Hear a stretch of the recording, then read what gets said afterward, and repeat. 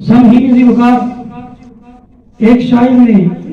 میرے آقا علیہ الصلوۃ والسلام کو بڑے خوبصورت انداز میں خراج تحسین پیش کیا۔ وہ فرماتے ہیں کہ ہوٹوں پر میرے رہتی ہیں سرکار کی باتیں، ہوٹوں پر میرے رہتی ہیں سرکار کی باتیں، محبوب خدا سید و سردار کی باتیں۔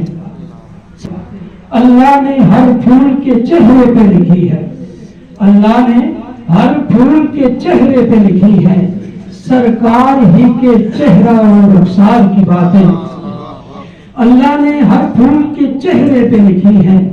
سرکار ہی کے چہرہ و رخسار کی باتیں، کہ ایک بار جو دیکھ لیتا ہے سرکار کا روزہ، ایک بار جو دیکھ لیتا ہے سرکار کا روزہ،